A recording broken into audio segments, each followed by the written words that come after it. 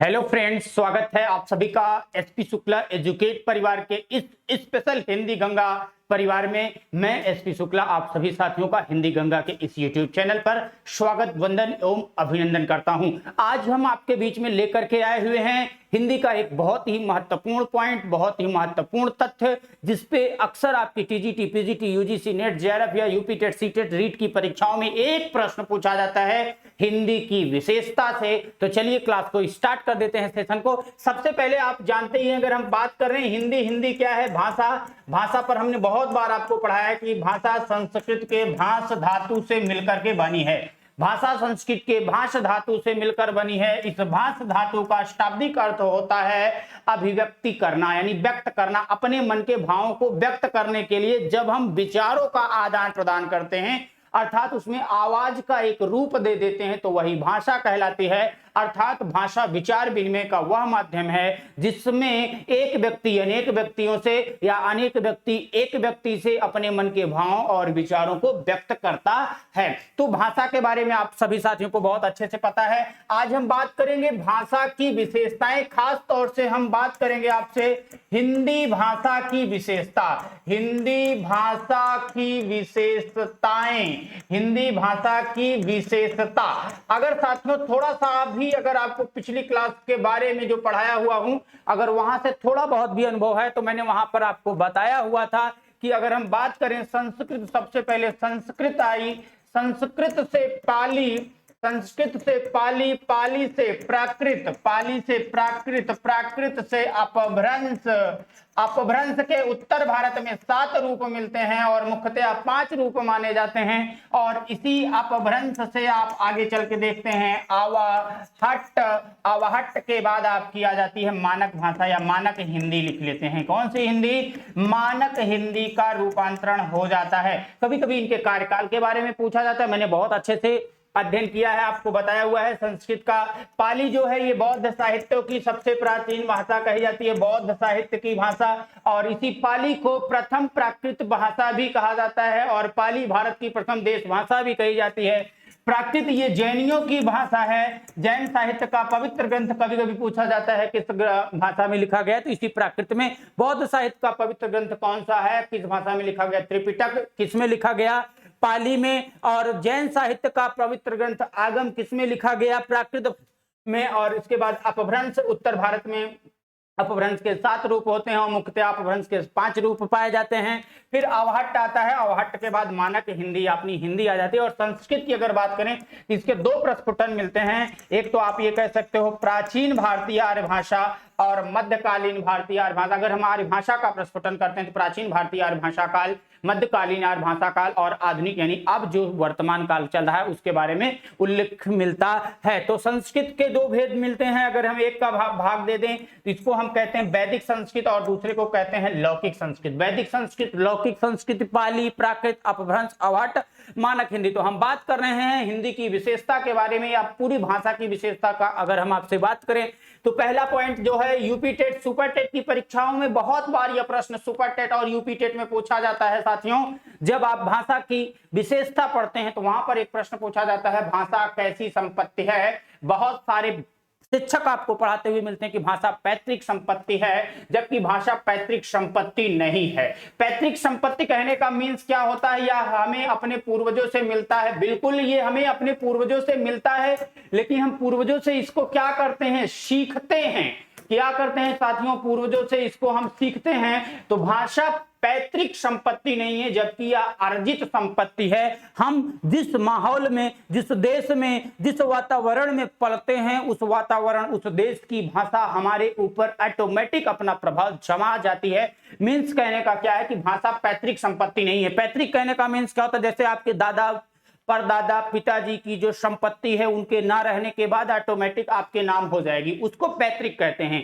लेकिन ये तो आप उन्हीं के साथ सीखते हैं। तो भाषा पैतृक संपत्ति नहीं है साथियों। भाषा कैसी संपत्ति है? अर्जित संपत्ति है। बहुत ही इंपॉर्टेंट प्रश्न सुपर टेट, यूपी टेट और रीट की परीक्षाओं में कई बार यह पूछा जा चुका है।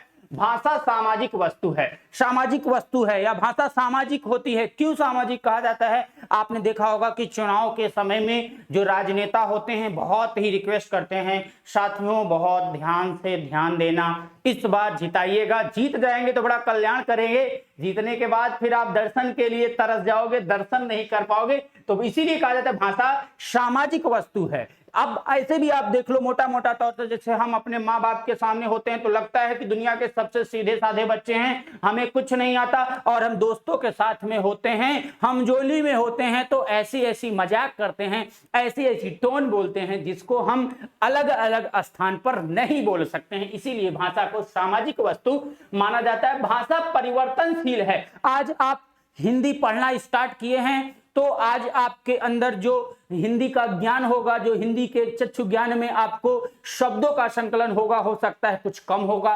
धीरे धीरे जैसे जैसे आप भाषा पढ़ते जाएंगे तो उसमें कुछ ना कुछ आप परिवर्तन करेंगे। आज आप कहीं पर किसी तरीके का भाषा का प्रयोग करते हैं तो आपको लगता है यार इसको ठेस पहुंचा होगा, अगली बार से हम ऐसा भाषा का प्रयोग नहीं करेंगे। तो इसीलिए भाषा क्या होती है साथियों, चिर परिवर्तनशील होती है, समय समय पर बदलती रहती है।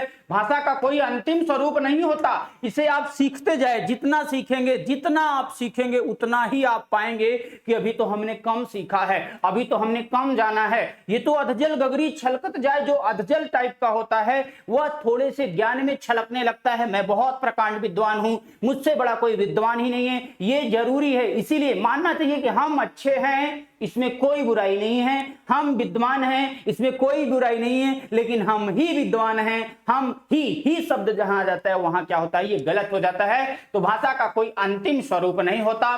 प्रत्येक भाषा की एक भौगोलिक एवं ऐतिहासिक स्थिति होती है।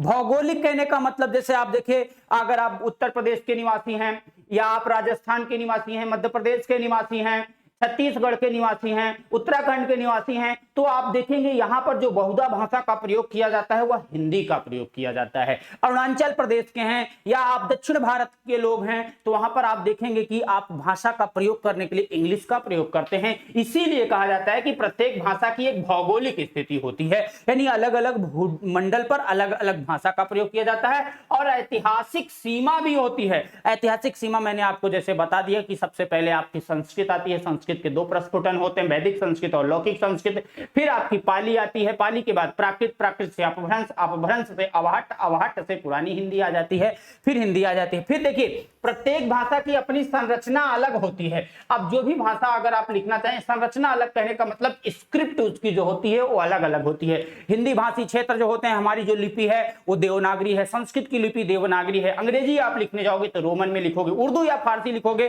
तो आप अरबी में लिखोगे, अगर आप पंजाबी लिखोगे तो गुरुमुखी में लिखोगे। तो ये जो लिखने की कला होती है साथियों, यही इसकी संरचना कहलाती है। इसीलिए लिखा प्रत्येक भाषा की अपनी संरचना अलग अलग होती है। ऐसा नहीं कि हम हिंदी को भी देवनागरी में लिख दें तो अंग्रेजी को भी देवनागरी में लिख देंगे, ऐसा नहीं हो सकता है। भाषा की धारा स्वभावतः कठिनता से सरलता की ओर जाती है।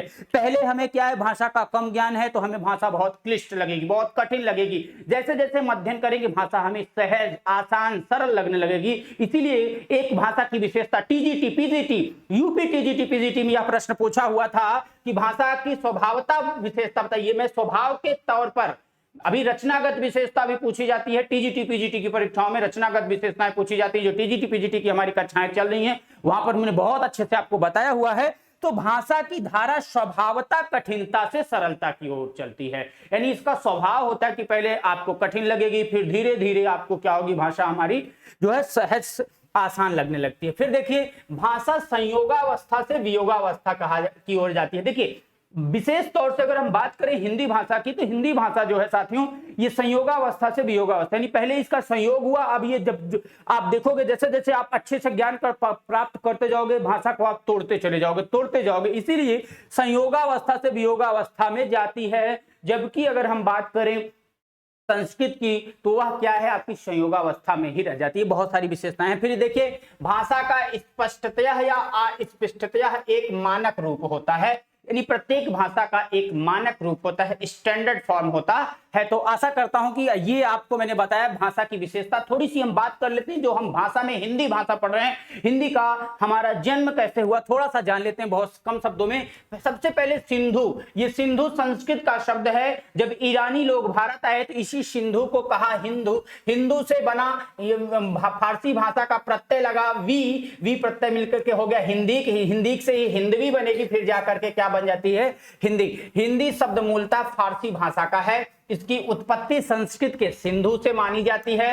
हिंदी शब्द का प्रथम प्रयोग मुस्लिम इतिहासकार अल बरूनी के ग्रंथ अल हिंद में मिलता है। आकृति या रूप के आधार पर संस्कृत देखिए आ गया ना, संयोगात्मक भाषा है, जबकि हिंदी वियोगात्मक या विश्लिष्ट भाषा है। बहुत इंपॉर्टेंट प्रश्न है, टीजीटी पीजीटी वाले लिख लो, टीजीटी पीजीटी वाले लिख लो, आपकी परीक्षाओं में ये कई बार प्रश्न पूछा है, यूपी टेट की परीक्षा में पूछा जा चुका है, तो ये भी एक अच्छा प्रश्न है। तो देखिए अब इसी में आप जब देखेंगे हिंदवी शब्द आता है, हिंदवी, हिंदवी शब्द का प्रथम प्रयोग किसने किया था, तो मुस्लिम इतिहासकार में औफी का नाम आता है, औफी का नाम वहां पर आ जाता है। तो आज की क्लास में हमने बहुत ही छोटे से शब्दों में, छोटे से क्लास में आपसे हिंदी की विशेषता देखा और हिंदी की उत्पत्ति के बारे में भी थोड़ा बहुत बातें की। मिलते हैं अगली क्लास में कुछ ऐसे ही एक रोचक तथ्य के साथ। वीडियो अच्छी लगी तो वीडियो को लाइक शेयर करें, और चैनल पर नए हैं तो चैनल के सभी वीडियोस के नोटिफिकेशन प्राप्त करने के लिए चैनल को सब्सक्राइब करें और बेल आइकन को जरूर प्रेस कर लें। साथ ही साथ हिंदी गंगा का